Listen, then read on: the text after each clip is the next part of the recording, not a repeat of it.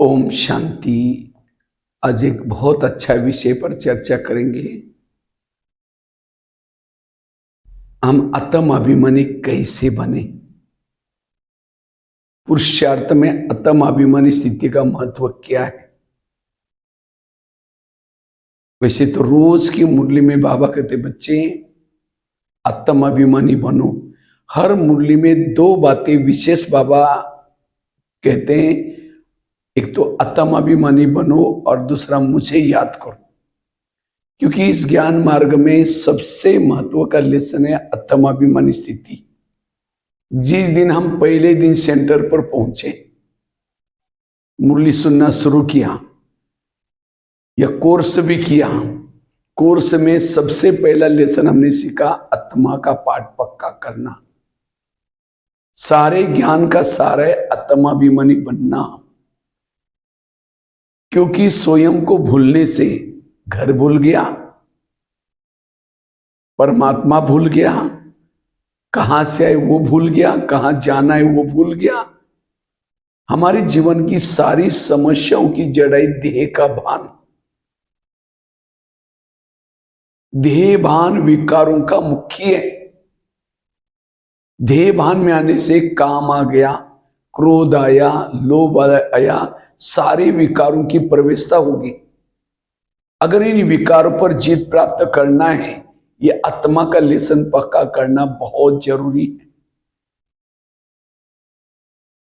जैसे जिस घर में लाइट होती है वहां भूत नहीं रहता, इसी तरह जिस शरीर में आत्मा का भान है वहां विकारों का भूत नहीं रह सकता। भूत डरता है लाइट से। इसी तरह जितना हमारे शरीर में आत्मा का भान है, लाइट आत्मा की स्थिति है, विकारों से हम मुक्त बन जाएंगे। आत्मिक अभ्यास से हमें सुख मिलेगा। इसीलिए रोज की मुरली में बाबा कहते बच्चे आत्मा समझो। जितना आत्माभिमानी स्थिति में रहते हैं, आंखें खुली, कान खुला है, देखते हुए भी न देखने की अवस्था रहेगी। आत्म अभिमानी स्थिति वाला रात को सोया है, योग लगा हुआ है, रास्ते में चल रहे उसका योग लगा हुआ है। जितना हम आत्माभिमानी स्थिति में रहते हैं, किसी के भी दोष दिखाई नहीं पड़ेंगे, अवगुण दिखाई नहीं पड़ेंगे। हमें अवगुण क्यों दिखाई पड़ते हैं? क्योंकि हम देह भान के चश्मे से देखते हैं। आत्म अभिमानी स्थिति से ही देवताओं के संस्कार आएंगे, देवताओं की संस्कृति आएगी। परमात्मा परमधाम से क्यों आया है? हमें आत्म अभिमानी बनाने के लिए आए हैं। सतयुग था, सोरक था, वो नरक कैसा बना? देह भान में आने से। अब ये नरक का सोरक कब बनेगा? जब हम आत्म अभिमानी बनेंगे। सारे ज्ञान का सार है आत्म अभिमानी बनना। दादी जानकी जी हर क्लास में कहती थी मैं कौन और मेरा कौन। मैं आत्मा और मेरा पिता परमात्मा। जितना आत्म अभिमानी स्थिति में रहेंगे, हमारे जीवन में दैवी गुण आते रहेंगे, दैवी शक्ति आती जाएगी। कई कहते मेरा योग ही नहीं लगता, कई कहते मुझे सहन ही नहीं होता, कई कहते मेरे संस्कार ही नहीं बदलते। इन सब का कारण है देहभान। जिसे बीज बोया ही नहीं, पानी डाला ही नहीं, वृक्ष आएगा नहीं। जब वृक्ष नहीं होगा तो फल कहां से होगा? इसी तरह जिन्होंने आत्म अभिमानी का बीज बोया ही नहीं, स्मृति का पानी दिया ही नहीं, उसके जीवन रूपी वृक्ष में नम्रता, धैर्यता, सहनशीलता, ये गुण रूपी फल कैसे लगेंगे? हमें गुणों का अभ्यास नहीं करना है, हमें आत्म अभिमानी स्थिति का अभ्यास करना है। जितना हम आत्म अभिमानी बनेंगे, दैवी गुण ऑटोमेटिकली आते जाएंगे। इसीलिए बाबा कहते बच्चे आत्मा समझो, आत्माभिमानी बनो। जितना आत्माभिमानी स्थिति रहेगी, डर नहीं लगेगा, भय नहीं लगेगा, ये एवरेडी स्थिति है।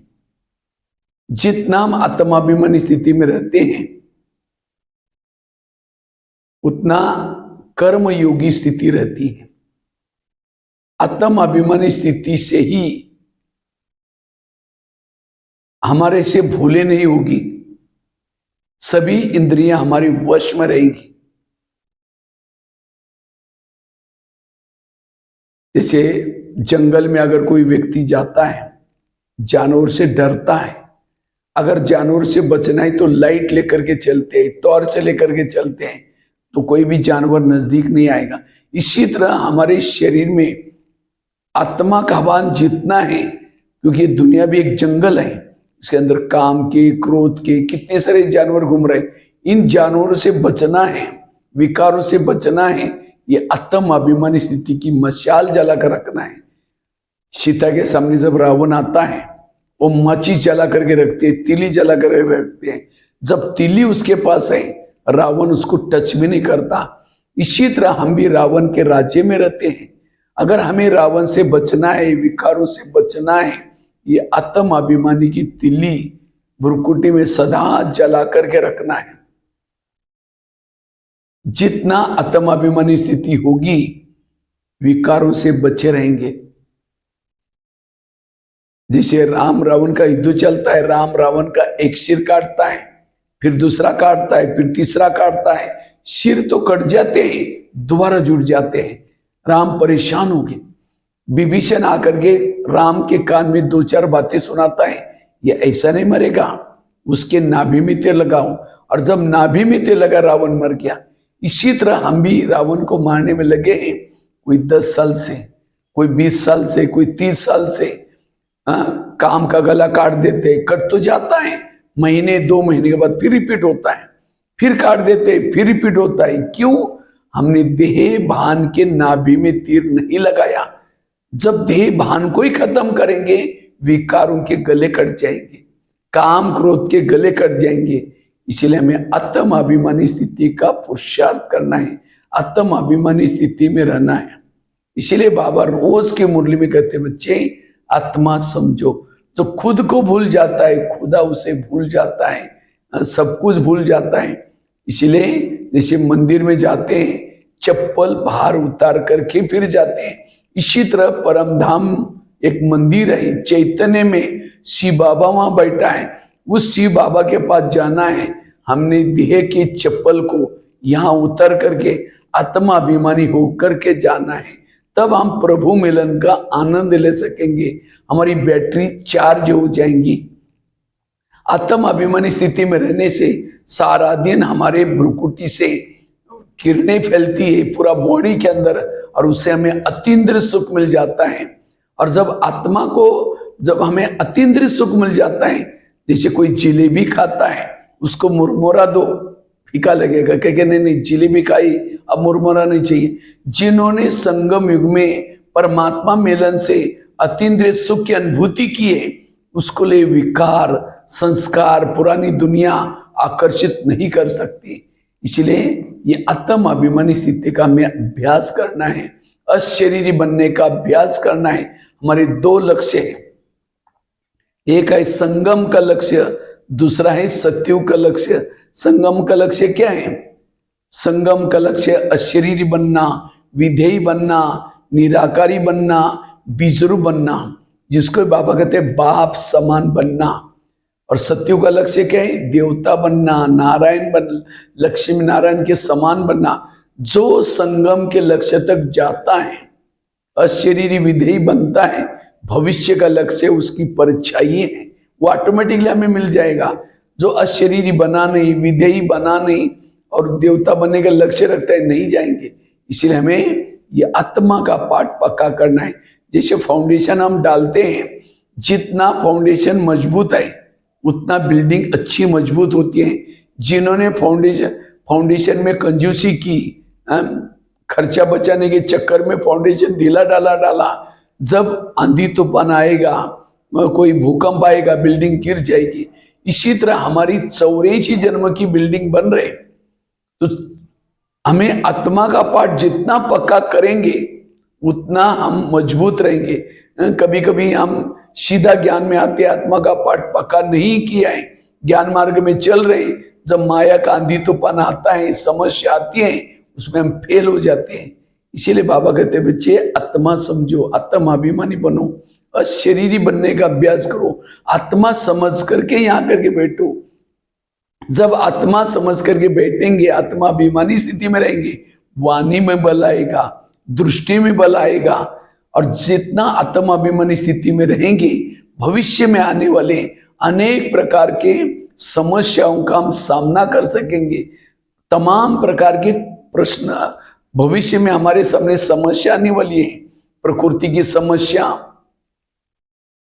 खान पान की समस्या,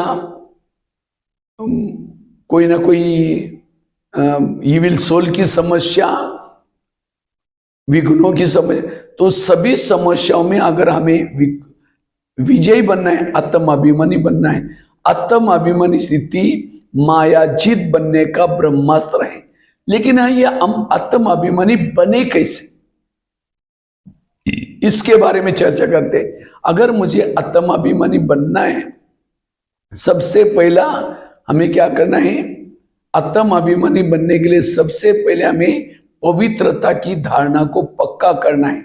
क्यों? पवित्रता और आत्माभिमानी स्थिति, इसका बहुत गहरा कनेक्शन है। जैसे पहले जमाने में एक दिया आता था, दिया या उसको चिमनी ऐसे कहते थे। जब लाइट नहीं रहती थी, त्रिकोना सा रहता था, केरोसिन डालते थे, बीच में एक बाती रहती थी, माचिस लगाओ, फ्लेम जलती थी, उसे कारोबार चलता था घरों का। तो इसी तरह अगर उस दिए के अंदर, चिमनी के अंदर केरोसिन नहीं है, माचिस लगाओ, वो पूरा डिब्बा भी खत्म हो जाएगा, फ्लेम नहीं जलेगी। इसी तरह ये शरीर भी हमारा क्या है? एक चिमनी है, दिया है, और उसके अंदर तेल क्या है? पवित्रता। जितना इस शरीर में पवित्रता है, उतना हमारी आत्मिक स्थिति रहेगी।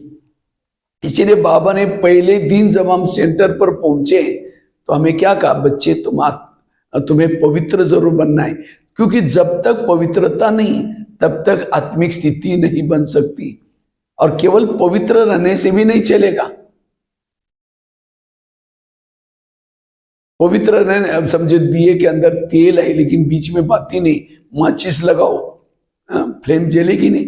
क्योंकि जैसे फ्लेम का भोजन है केरोसिन, इसी तरह आत्माभिमानी बनने के लिए पवित्रता जरूरी है। आत्माभिमानी स्थिति के लिए जितना पवित्रता है, पवित्रता ये आत्माभिमानी स्थिति का भोजन है। आत्मिक स्थिति को जितना पवित्रता पहुंचेंगे, और वो पवित्रता स्मृति रूपी बाती, सदा हमें बुद्धि को परम धाम में लगाना है। अब घर जाना है, परम धाम जाना है, बाबा के पास जाना है।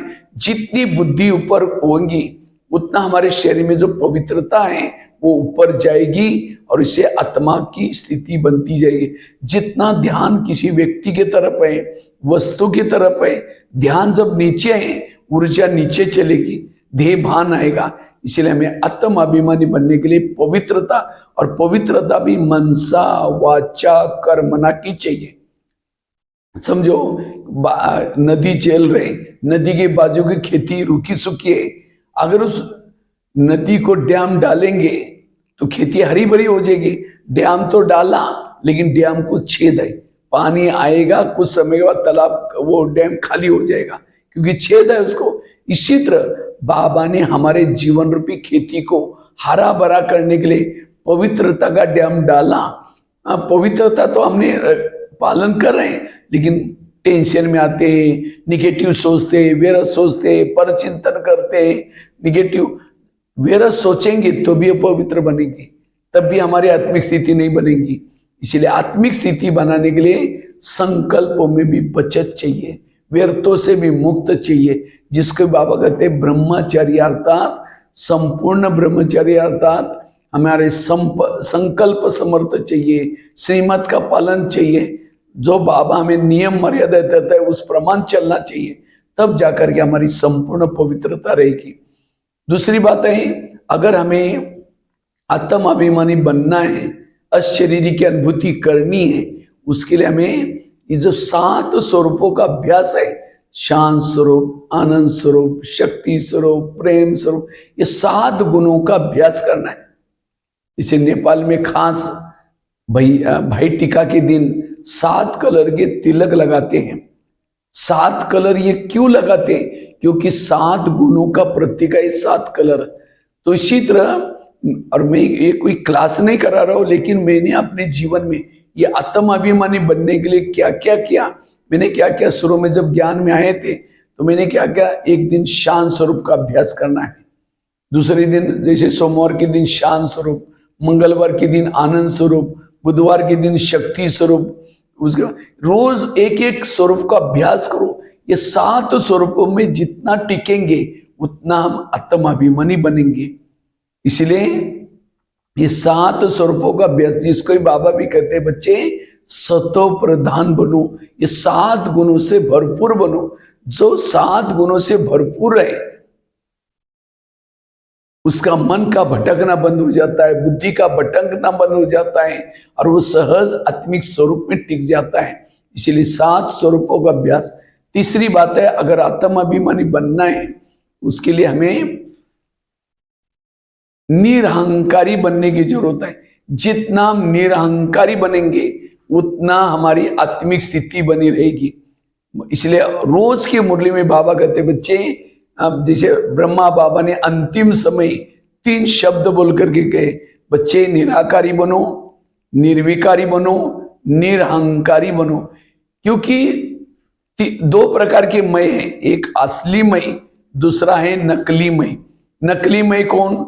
मैं इंजीनियर हूं, मैं डॉक्टर हूं, मैं पैसे वाला हूं, मैं ये नकली मय के स्वरूप में जो चलता है, और उस स्वरूप अनुसार जिन्होंने किसी को रिगार्ड नहीं दिया, रिस्पेक्ट नहीं दिया, तुरंत हमें अभिमान आता है, अरे मुझे पूछा ही नहीं, मुझे बिना पूछे क्या। ये पूछ की पूछ, और जिसको यह मैंपन की पूछ है, पूछ वाले लोग सत्युग में नहीं आते। पूछ वाले लोग, जैसे कृष्ण के साथ जितने भी भगत हैं, गोप गोपिका, किसी को भी पूछ नहीं है, और राम के साथ जितने भी भगत हैं सभी को पीछे से पूछ है। क्यों? उन्होंने संगम युग में अपने मैंपन के पूछ को नहीं काटा था। इसलिए निरहंकारी बनना जरूरी है। जितना निरहंकारी बनेंगे निराकारी स्थिति रहेगी।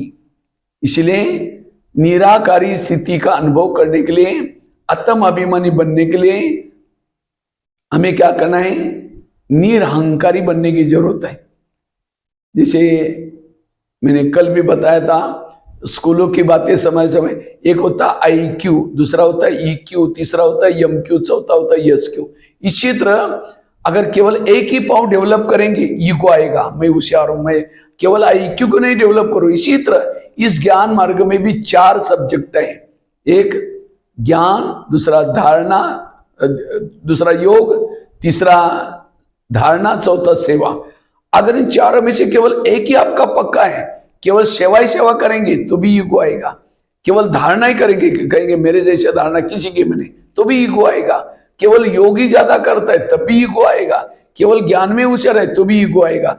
जिसके ये 4 सब्जेक्ट पक्के हैं वो निरहंकारी बनेंगे। इसीलिए बाबा कहते हैं रोज के दिनचर्या में हमें ये 4 सब्जेक्ट को पक्का करना है, और जिसके 4 सब्जेक्ट पक्का है वो अशरीरी बन सकता है, निरहंकारी बन सकता है। इसलिए कहते हैं विद्या विनयन शोभते, विद्या आने के बाद, ज्ञानी बनने के बाद अभिमान से हमें मुक्त बनना है, तब हम निरहंकारी बनेंगे तो निराकारी स्थिति बढ़ेगी। चौथी बात है, पहली बात बताई पवित्रता की धारणा, दूसरी बताई 7 स्वरूपों का अभ्यास, तीसरी बताई निरहंकारी बनना, चौथी बात है अगर मुझे निराकारी अशरीरी का अनुभव करना है उसके लिए सोमानों के अभ्यास। जितना सोमान में रहेंगे, सोमानों से अंतरिक्ष शक्तियां जागृत होते हैं और उससे हम आत्माभिमानी बन सकते हैं। सोमान, बाबा ने हमें कितने सारे सोमान दिए, शिव शक्ति हूं, पवित्रता की देवी हूं, कलप कलप की विजयी हूं।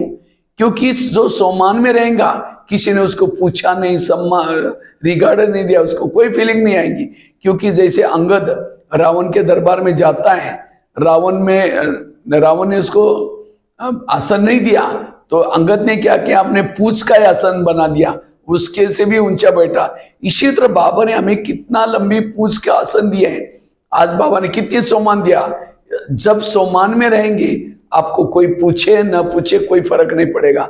लेकिन जैसा विकार, जैसी बीमारी वैसी टैबलेट खाते हैं, उसी तरह जैसा हमारे अंदर कमजोरी है, जैसे विकार है, वैसे सम्मान यूज करना है।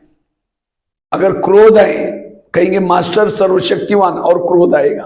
क्रोध का सम्मान है, मैं शांत स्वरूप आत्मा हूं, मैं शांति धाम की निवासी हूं, मैं शांति सागर की संतान हूं। तो सम्मान में रहने से हम सोल कॉन्शियस बन सकते हैं। पांचवी धारणा है, संकल्पों को कम चलाना, पॉजिटिव चलाना।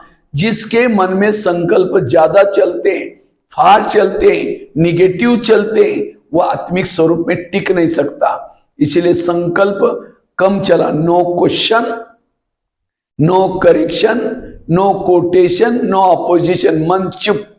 और जिसका मन चुप रहता है वो अशरीरी बनता है, विधेयी बनता है, निराकारी बनता है।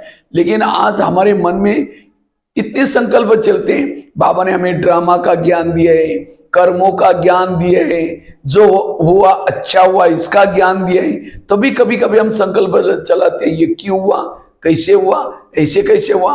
एक शिष्य था, गुरु जी के पास जाता है, कहता है गुरु जी मैं बहुत भक्ति करता हूं, दान करता हूं, पुण्य करता हूं, लेकिन मुझे कुछ अनुभव नहीं हो रहा है। तो गुरु जी हंसने लगे, कहते बात तो सही है। कहते 3-4 दिन पहले मैं बगीचे में बैठा था, तो बगीचे में 5-6 युवा आए थे। उन युवाओं को प्यास लगी थी, तो गुरु जी ने कहा सामने कुआं है, वहां बाल्टी है, रस्सा है, जाकर पी के चले जाना।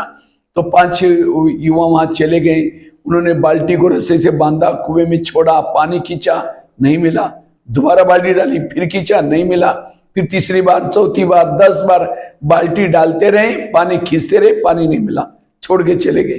कुआं था, बाल्टी थी, रस्सा था, तो भी प्यासे गए। कुएं में पानी भी था, क्यों प्यासे गए? उनके बाल्टी को छेद थी, वो बाल्टी छेद वाली थी। वो कुएं के पास गए थे, आप तो सागर के पास आए। बाबा कितना शांति का सागर, शक्ति का सागर, तो भी प्यासे हैं, अनुभव नहीं है कि वो संकल्प व्यर्थ चलते हैं। इसलिए अगर मुझे आत्मानुभूति करनी है, परमात्मा अनुभूति करनी है, हमें मन के छेद को बंद करने की जरूरत है, संकल्प को कम चलाने की जरूरत है। और जिसके संकल्प कम चलते, समर्थ चलते हैं, वो सोल कॉन्शियस आत्म अभिमानी बन सकता है। और जो आत्म अभिमानी स्थिति में रहता है, अशरीरी स्थिति में रहता है, वो है शक्तिशाली। वो अपने इंद्रियों पर शासन करता है, वो किसी की कमजोरी नहीं देख सकता। इसलिए हमें सदा क्या करना है, इस आत्मिक स्वरूप में रहना है, संकल्पों को समर्थ और पॉजिटिव चलाना है। छठी धारणा है, विधि से योग लगाना है।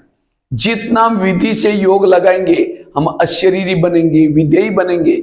जैसे आजकल मोबाइल का जमाना है, मोबाइल को चार्जिंग करते हैं तो कैसे करते हैं, उसको प्लग के पास लाकर रखते हैं। केवल प्लग के पास रखेंगे नहीं, उसकी तारे प्लग में डालेंगे, और केवल एक तार नहीं, दोनों तारे भी डालेंगे, और उस बाद में स्विच भी चालू करेंगे। ऐसे नहीं कि मोबाइल को प्लग के पास लाकर रखा, एक तार डाली, चालू हो गया, नहीं, दोनों तारे डालेंगे, फिर स्विच चालू करेंगे। अच्छा, स्विच चालू किया, फिर तार को डालते रहेंगे, निकालते रहेंगे, डालते रहेंगे, तो भी बैटरी चार्ज ही नहीं होगी। इसी तरह इस शरीर हमारा एक मोबाइल है, आत्मा उसकी एक बैटरी है। तो हमें भी आत्मा रूपी बैटरियों को चार्ज करने के लिए बाबा ने जगह जगह पर, हर शहरों में प्लग के पॉइंट बना करके रखे हैं। ये सेंटर्स क्या है, प्लग है। हम कहते हैं हम घर में कर रहे हैं, मोबाइल को कहीं रोड पर डाल दो, कैसे चार्ज होगा?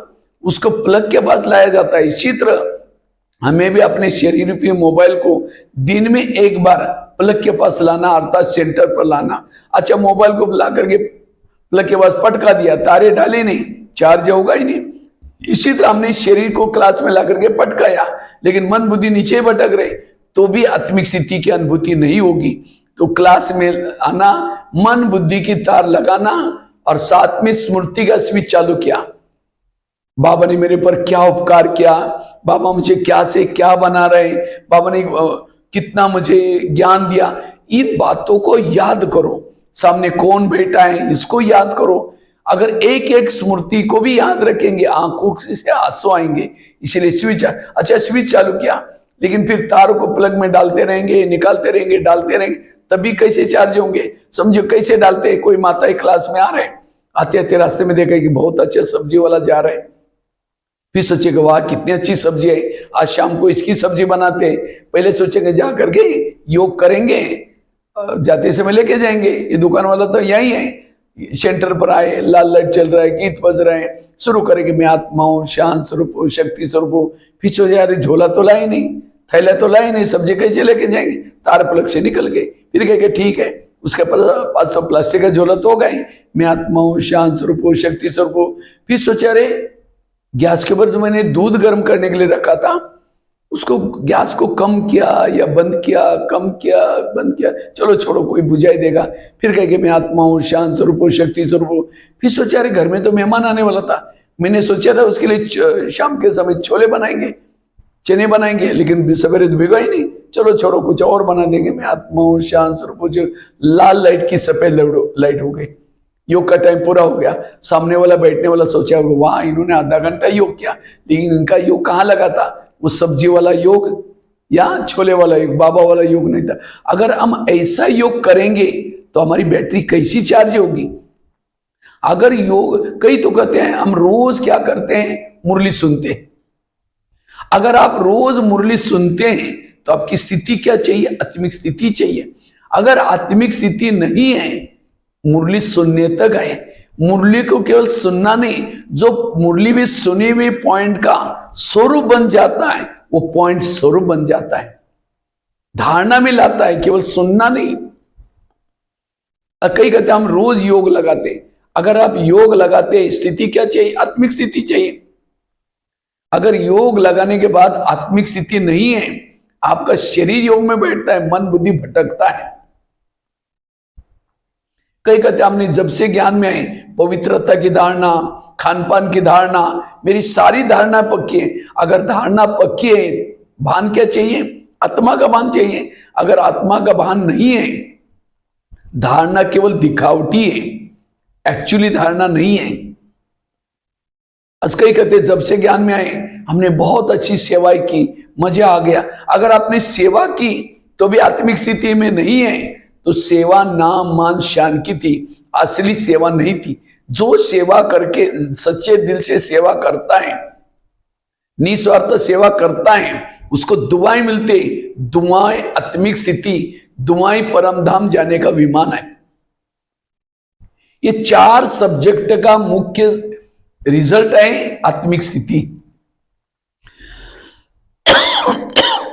इसलिए आत्माभिमानी बनना, ये 4 सब्जेक्ट का रिजल्ट है।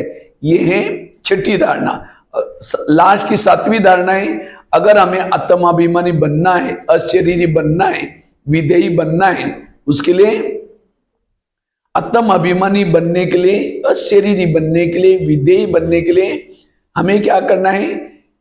जैसे पहले लेसन में बाबा ने हमको सुनाया, शरीर तुम्हारी गाड़ी है, आत्मा उसका ड्राइवर है। जैसे गाड़ी का ड्राइवर क्या करता है? सारा दिन गाड़ी को घुमा करके रात को क्या लगाता है? गैरेज में लगाते हैं, और गाड़ी में नहीं सोता, सोने के लिए कहा जाता है अपने घर में जाता है। इसी तरह हमें भी क्या करना है?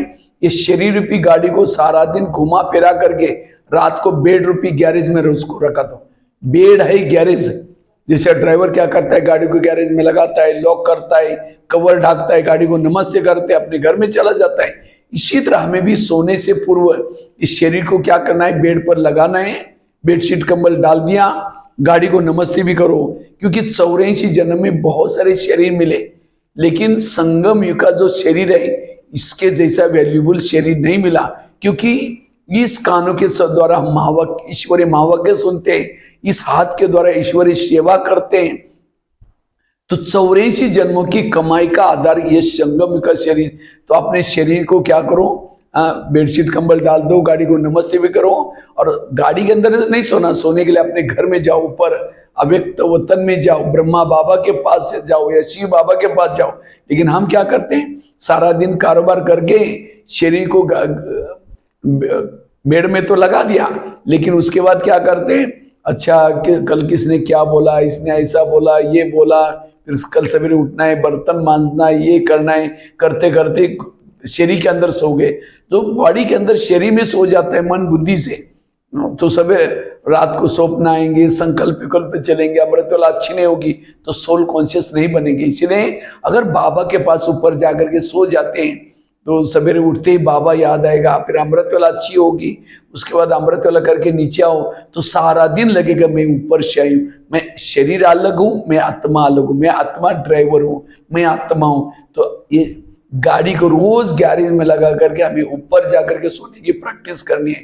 आत्म अभिमानी बनने के लिए जब भी आप कहीं यहां से निकलते हैं तो क्या करो, आत्म अभिमानी बनने के लिए जब भी कहीं चलते तो ये शरीर मेरी गाड़ी है, आत्मा की लाइट जला करके मैं चल रहा हूं, आत्मा हूं इसका पे। ये शरीर क्या है, जैसे एक सोने का डब्बा लिया, सोने का डब्बा, सोने के डब्बे के अंदर लेट्रिन डाल दिया, खांसी करने बाद कप डाल दिया, हडी माउस डाल दिया, और डब्बे को आपको कहा कि इसको सदा साथ में रखना, इधर उधर नहीं छोड़ना, दिल में लगा कर रखना, बीच बीच में प्यार भी करना, चुंबन लेना। कहेंगे नहीं नहीं नहीं, हमको ऐसा डब्बा नहीं चाहिए। तो शरीर क्या है, एक सोने का डब्बा है, उसके अंदर लेट्रिन भरा हुआ है, कप भरा हुआ है, हडी माउस भरी है, और ऊपर से गोरी सी चमड़ी है, और 10 बार हमने आईना तोड़ते रहेंगे, मैं कितनी अच्छी हूँ, कितनी अच्छी। अगर शरीर में अच्छा है वो आत्मा अच्छा है, बाकी कुछ भी अच्छा नहीं है। इसलिए किसी को भी देखते आत्मा के रूप में देखो। मैं आत्मा भाई इस आत्मा भाई को देख रहा है, मेरा आत्मा भाई इस भ्रुकुटी में रहता है, देर आंखों रूपी खिड़की से मैं आत्मा भाई को देख रहा हूँ, इसके साथ मेरा प्यार है, ये मेरा भाई परम धाम से आए, इस शरीर में बैठा है, मैं ऐसे हमें बार बार ये आत्मा का अभ्यास करना है। शरीर ये कैसा, जैसे आजकल मूर्तियां बनाते हैं, दुर्गा की, गणेश की, जो देवी देवता की मूर्ति कैसे बनाते हैं, बांस को छिलते हैं, बांस को छिल करके क्या करते हैं, उसके ऊपर घास बांधते हैं, घास बांध करके क्या करते हैं, मिट्टी में पानी डाल करके कीचड़ बनाते हैं, और कीचड़ बना करके उसके ऊपर लगाते हैं, लगा करके अगर घास नहीं होगा तो मिट्टी चिपकेगी नहीं। इसी तरह से, और फिर बाद में पेंटिंग करते हैं, कपड़े पहनाते हैं, श्रृंगार करते, हो गई मूर्ति। तो ये शरीर क्या है, शरीर भी एक जैसे बांस है, बांस मतलब हड्डियां हैं, और उसके ऊपर क्या क्या है, खून और मांस, नसें हैं अंदर से, नसें मतलब घास, और उसके अंदर खून और मांस चिपका हुआ है, जैसे पानी और मिट्टी, और उसके ऊपर पेंटिंग क्या है, काला पेंटिंग, पीला पेंटिंग, और कपड़े पहने, हो गए मूर्ति। लेकिन हम अगर किसी का पेंटिंग पीला है, वो मूर्ति का ऊपर का कलर हटा तो अंदर वही मिट्टी होगी। तो इसी तरह कोई गोरा हो या काला हो, अंदर तो वही खून और मांस है। अगर खून मांस को अंदर माइक्रोस्कोप के नीचे पकड़ो, कीड़ों से बना हुआ सेल्स है, और आत्मा बॉडी में रहते हैं, सेल्स जिंदे हैं, आत्मा चली गई वो सेल्स डेड हो जाते हैं। इसीलिए कोई भी डेड बॉडी को जलाने के लिए जब जाते हैं तो हम क्या करते हैं, जाने से पहले बाथरूम में कपड़े रख देते हैं, जब उसको जला करके आते हैं, आने के बाद नहाते हैं, जो कपड़े पहने उसको भी धुलाई करते हैं, ताकि वो सेल्स कहीं हमारे बॉडी के अंदर ना, शरीर पर ना आ जाए। तो ऐसे शरीर को देखकर हम कितना आकर्षित हो जाते हैं। इसलिए आत्माओं को देखो, आत्माओं से बात करो, मैं आत्मा हूं, आत्मा। जितना आत्म अभिमानी बनेंगे, आत्म अभिमानी स्थिति वाला कहीं भी व्यक्ति के ऊपर, वस्तु के ऊपर प्रभावित नहीं हो सकता, एक परमात्मा के ऊपर प्रभावित होता है। और आत्म अभिमानी बनने से ही हमारे अंदर देवताओं के संस्कार और देवताओं की संस्कृति आएगी। इसलिए हमें बार बार ये अभ्यास करना है, यही पाठ पक्का करना है, यही हमारा पुरुषार्थ है। और इसी पुरुषार्थ से हम सत्युग में जाएंगे, देवी देवता बन जाएंगे। देवी देवता बनने के लिए हमें आत्म अभिमानी का लेसन पक्का करना है। इसीलिए बाबा रोज की मुरली में कहते हैं, बच्चे नहीं तो दुनिया के शास्त्र इकट्ठे करो, ग्रंथ इकट्ठे करो, हुआ कुछ नहीं। परमात्मा को आखिर आना पड़ा, और परमात्मा ने आकर के पहला ही लेसन सुनाया, बच्चे तुम एक आत्मा हो। और इस आत्मा को लेसन, सारा बीच का जो ज्ञान है आत्म अनुभूति करने के लिए। सतयुग में देवी देवता खुश क्यों है, वो आत्मिक स्वरूप में रहते हैं, इसीलिए खुश है। उनको ऐसे नहीं कि सोने के महल मिले इसीलिए खुश है। इसीलिए हमें भी, अगर हमें अतीन्द्रिय सुख अनुभव करना है, दुनिया की आकर्षण से बचना है, यह आत्मा का पाठ पक्का करना है। इसीलिए उसके लिए मैंने 6-7 बातें बताई।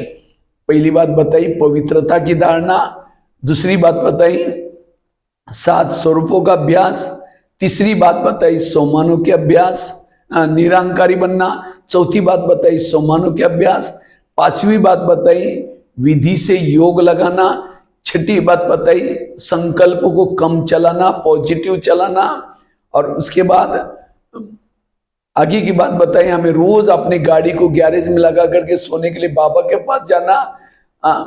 तो इस तरह से ये कुछ इसमें से अभ्यास करेंगे तो सहज हमारी आत्मिक स्थिति बनेगी, और जब आत्मिक स्थिति में रहेंगे तब जाकर के हमारे अंदर गुण और शक्ति आएगी, हमारे में परिवर्तन आएगा। तो यही हमें पहला पाठ पक्का करना, इससे हम इस ज्ञान मार्ग में सहज चल सकेंगे, अनुभव कर सकेंगे। इसी के साथ धन्यवाद। ओम शांति।